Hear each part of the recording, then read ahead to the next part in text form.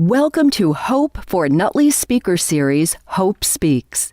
This program offers viewers an insight into important issues that affect our youth and their families.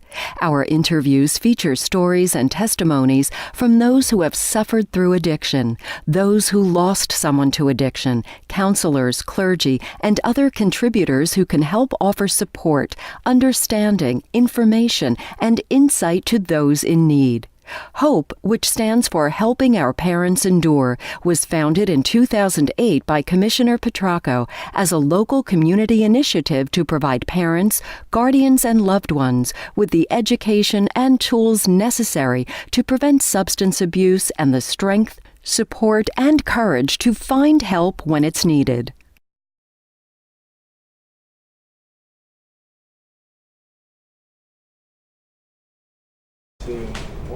Hi, I'm Mike Padilla with the Hope for Nutley Speaker Series. I'm here today with Mike Petrillo. Mike, could you tell me a little bit about yourself? Sure. Well, my name is Mike Petrillo. I'm 32 years old, and I'm a recovering addict. I currently work for the Port Authority of New York and New Jersey. I'm in the track department in the railroad division, and my life's very good today. I'm due to get married in September. It's excellent. Absolutely. Thank you. And life's a lot different than it ever was. I'm in recovery. I'm currently involved in a 12-step fellowship that I've been involved with for almost 10 years now. I have 10 years clean in September 12, 2007 is my clean date. Congratulations. Thank you. So life's good. It's a lot different than it ever was. And I'm excited about what my life is today and, what my future holds. So you said life is exciting now, and it sounds that way. And you look great, and you seem like you're doing well, but it wasn't always that way, was it? No. So how old were you when you actually started with the substance, any substance? I was 12. I was 12 years old when I started drinking alcohol. And how did that happen? Just surrounding myself with people who were drinking alcohol and smoking pot. How old were you when you started that? 12 years old. That was the first time I used pot and alcohol, when I was 12. I think it was my summer going into 8th grade. Okay. Now at that time, would you have considered yourself an addict? Absolutely not. Okay. Absolutely not. My mindset for a long time, even before getting clean and moving into recovery, was that I had this stigma of what an addict was and what an addict looked like, and I always envisioned an addict being somebody that was homeless, sticking a needle in their arm, couldn't hold a job, didn't have a family, didn't have a roof over their head. And my perspective has changed tremendously over the years that I've been in recovery, that it's not what or how much I used that makes me an addict. It's the disease of addiction that's within me that was present long before I picked up a drug. Right. That's understandable. And it would have been hard for you to probably vision yourself that way, or somebody else, because you were an athlete all through school, correct? Absolutely. And what sports did you play? I played baseball, I played football, my whole life growing up. I can remember, from the time I was in grammar school, sports was the highlight of my life. It's where I've met a lot of my friends. And I felt like I had a purpose in that time in my life. So you were kind of the kid next door at that time? Absolutely. Right. So when did that kind of start to change? Well, my progression of my drug use from 12 moving into high school, which I was still managing to go to school and play sports, and I had friends. I had a nice car at 17. Right. I had girlfriends. I was quote unquote popular. And so you were living the American dream at that point. Absolutely, and I felt like I was untouchable. Right. And I think that's the thing. Growing up, a lot of kids I see nowadays think the same way that I thought, that I was untouchable, that it wasn't going to be me, right, that I was never going to end up like them, and meaning them like other people that were using drugs. And I always thought, well, if I'm just using drugs on the weekends, I'm okay. But see, my weekends turned into weekdays. Right, they started to stretch out a little bit. And I didn't know that I was powerless over drugs. Once I put drugs in my system, I lose control of my life. I have no shot. I can't live a productive life. using drugs. And when I say drugs, I'm including alcohol, because alcohol is a drug. And my body doesn't know the difference between heroin or alcohol. A drug is a drug is a drug. And my drug use progressed through high school, from one drug to the next, whether it was cocaine, ketamine, ecstasy, mushrooms, acid, which led me to using painkillers at 19 after a back injury. So that the back injury is actually what got you started on that particular drug? Yes. When I was 19 years old, I hurt my back. I fell down a flight of stairs, and I started doctor shopping right after that. What exactly do you call doctor? What does that mean, doctor shopping? I was jumping from one doctor to the next, manipulating doctors for prescriptions, and filling those prescriptions, not through insurance, and thinking I was getting over. And that's something that's common once you start becoming addicted, correct? Well, it was common for me, right, and it was common for the people I surrounded myself with. Which are people who are in the same situation, who are in the process or already now addicted to that substance. Yes, there's a few that are clean, right, but there are more that are... I'm not meaning now, I'm meaning at the time. Absolutely. Yes. Absolutely. So at what point did you realize that you were an addict? I think once I got physically addicted. Okay. I always thought in my mind, or growing up, that if I ever get physically addicted, I always related that to being an addict, being physically addicted, but I understand today that that's not true. Right. But once I became physically addicted and dependent, when I was waking up every day and I couldn't get out of bed without using a bag or taking a pill, I knew I was in a very bad spot in my life. So when you mentioned taking a bag, you said that you started with painkillers, and then the progression took you to what? Heroin. Okay. And then by the time I was 20 years old, I was on the methadone clinic. I was going down Newark every single morning. You said that 19 is when it kind of started for you with the pills? Yes. And then how long did it take you to progress to bags of heroin from the pills? Not long, because if I couldn't get pills, heroin was it was cheaper, and it was very, very available, and that's where it led me. That's where it led me. Now, so, did you ever have to resort to like stealing to support your habit? Yes, not so much to the point where I was stealing from stores or going out shoplifting, but there were times where I was very desperate for money, and I stole from my family. And that's usually the first place that people have a problem The starting. people that are closest to you are usually the ones that, or at least the ones that I took advantage of. Right. One of them being my younger brother, who actually is my best friend today, who's my best man in my wedding. I'm the best man in his wedding next year. So recovery has repaired a lot of relationships in my life. And as somebody who's recovered, would you say that because family cares the most, that they're also the most susceptible to overlooking your problem or giving you a pass on some of those things? I think as I recover, the families recover also. My family has recovered also. Addiction's a family disease. Right. When I'm using drugs, I was in that self-centered mindset, and I only thought I was hurting myself.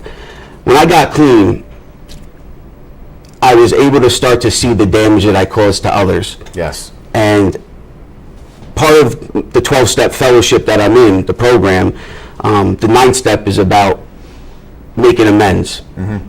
And amends isn't just about saying I'm sorry, it's about changing my behavior and trying not to do the things that I am apologizing for. Right. And that has worked miracles in my life. And that's excellent.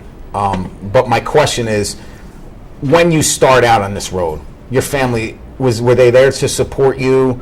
Were they trying initially to help you, and maybe they weren't really noticing the problem for what it was becoming? Like a lot of times in the beginning, you talk to family and friends, and they may not really notice all the symptoms because they're not looking at you as somebody's sick. It's their son, it's their brother. And then it starts to progress to a point where it becomes a problem, and then maybe they need to help you out. Did you notice that, maybe in looking back now? Yes. Yes, I did. Excuse me.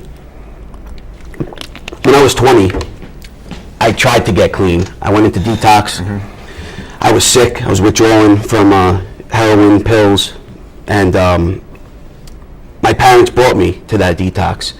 I think without awareness, my parents didn't have too much awareness about addiction. Right. They see the drug use, but I think denial keeps people at a safe distance, Yes. from the truth, and which can ultimately lead people deeper into their own addiction. But my parents were aware, and they tried to do what they could do. Right. And I made an attempt to get clean at 20, which didn't pan out too well for me. I thought once I got the drugs out of my system, everything was going to be okay. I was going to be able to live this productive life. I was going to be able to have a job and hold the job, Right. and everything was going to get better. And that wasn't the truth for me. Abstinence doesn't equal recovery. Yeah, it's the physical part, but you also need the mental part. The mental, the spiritual, Right. the emotional. I damaged myself. I was ruined when I got clean almost 10 years ago. I was just a shell of a person. I didn't have any self-esteem.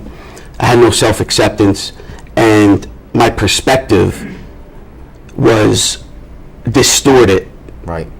because of addiction. Even though you were a successful athlete, even though you graduated high school, like you did all those things, and you did them well, this ultimately still became your problem, correct?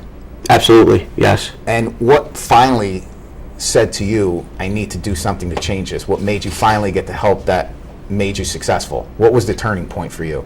Turning point I got when I was 22 years old, I got arrested. And ironically, it was because of the doctor shopping. There was conspiracy drug charges with a doctor that was involved. And for so many years, I justified and rationalized my drug use because I was, quote unquote, getting a prescription. And it turned out to actually be a huge blessing in my life. Right. That I believe a higher power intervened in my life, and I started to wake up. I was on methadone at the time. I was still using pills, and I got arrested, which I was placed on a pretrial intervention program. I was placed in an IOP program, and I had met a woman in the IOP program. Now, IOP is what? Intensive outpatient Okay. program. And I met a woman in there that was going to 12-step meetings. And we became friendly, and she encouraged me, said, why don't you give this a shot? Why don't you actually, give yourself a chance? And eventually I did. She had 60 days clean, I remember at the time. And that was attractive to me, because I couldn't get 6 days clean. Right. So she encouraged me to start coming to meetings, and which I eventually did. I didn't get clean right away, though. I was still in limbo. I didn't know if I really wanted to. I knew I wanted to be clean. I knew I wanted to live a better life, but I was scared of the withdrawal. I was scared to go through the withdrawal because in the past, every time I went through withdrawal, I didn't have success at staying clean through it. Right. And one thing that changed this time was that I had hope in my life finally. I had other recovering addicts that had gotten and stayed clean for many, many days, months, and years, decades, that gave me what I needed, encouraged me to stop using drugs and find this new way of life that I call recovery today. And it's important that you see people's success to know that it's possible, because in that time, it's probably a very dark state that you don't see light at the end of the tunnel, and those people then become the light, you would say, right? Absolutely. For a long time, like I said, I didn't have clean people in my life. I surrounded myself with people who were doing the same exact thing that I was doing. From the time I was young, I was always attracted to this glamorous, what I thought glamorous lifestyle of selling drugs and being involved in illegal activity. And my perspective has changed tremendously. And, I have a lot of good men in my life, a lot of good people in my life. And that's important. Now, you said that one of the things that you feared the most was going through withdrawal. Yeah. Can you explain what that's like? Withdrawal, I wouldn't wish withdrawal on my greatest enemy. And But if you had to describe it to something that somebody who isn't could relate to, what would you say?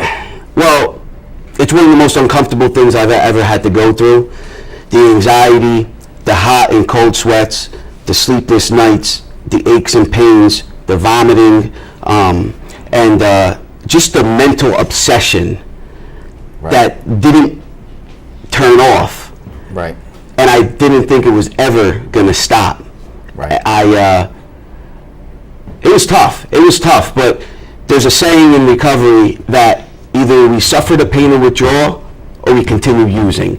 It's either we go, there's only one way to go, it's going through it. You can't go around it, but I believe it makes you stronger once you get through the physical and the mental withdrawal. Now, somebody once told me that they liken it to the worst flu they have ever had times 10. I could relate to that. And to a point knowing that you have a solution, but if you're trying to fight it, you can't take it. Absolutely. I can relate to that. And, the flu symptoms, definitely times 10, 20, 30, but definitely I can agree with that. So are there any long-lasting effects from your drug use? I would have to say no. I have a clean bill of health. One of my things that I started to do once I got clean, it's a lifestyle change. I started going to the doctor, the dentist, things that I didn't do for years. I didn't take care of myself when I was using drugs. It was drugs came before everything. I have about $10,000 worth of work done in my mouth because my teeth were rotting out of my face when I got clean. And I go to the gym. I stay, on top of all my medical stuff and my hygiene and everything that involves, because recovery is about taking care of yourself physically, mentally, emotionally, and spiritually. And if I don't try to apply that in my life, all aspects, I'm not going to be heading down a good road. So let me ask you this: what signs do you think a parent should look for in children, even if they're healthy, even if they're playing sports? What suggestion would you have them look to for signs and symptoms to be aware of? I think the biggest thing doesn't necessarily have to be signs and symptoms of drug use, but signs and symptoms of addiction. Because like I said for myself, is that addiction existed inside of me and it was prevalent in my life before I drank alcohol at 12. So would there be a behavior trait? Would there be some type of action? Or would it be friends, what things would you say? I think everything needs to be acknowledged. Right. I think, we can't be blind to the fact that addiction is all around. It's in society. It's an epidemic throughout this world, not just in Nutley or. And it's definitely growing. It's one of the biggest problems our nation's facing right now. So if you could go back to 1997 and give some advice to 12-year-old Mike, what would it be? It's okay to say no.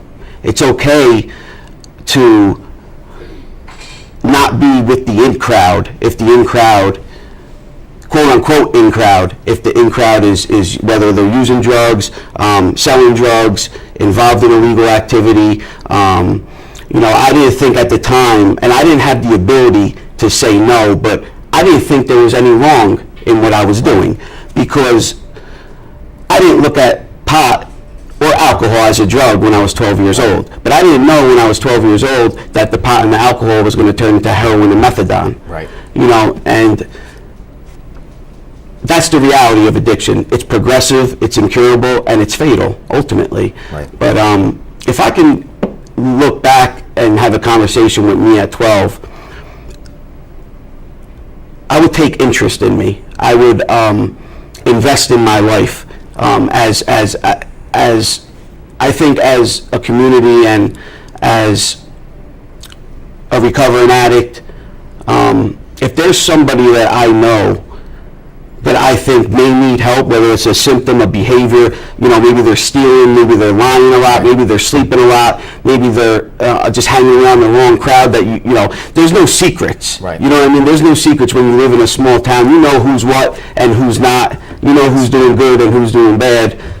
So it would be, don't be afraid to walk away. Don't be afraid to say no. That there's a lot more out there for you than this moment right now. Absolutely, absolutely. Drugs never brought any good to my life. Right, and again, that's a 12-year-old. That's a great insight to that. But your successes come from a program. And you said those are how many steps? 12. So it's kind of ironic. It's 12 also. But congratulations on that. You look great. You're doing well. And I want to thank you for giving us your time to help and support our community. Thanks a lot, Mike. I really appreciate your time. Thank you. Appreciate it. Mike Padilla out for the Hope for Nutley series. If you, a friend or family member, is in need of help, know that you are not alone, because where there is hope, there is help. Feel free to call 973-284-4928 for a confidential conversation with someone who will be able to guide you to programs, counselors, or make recommendations that can help through these difficult situations. Services and programs can also be obtained directly by the following: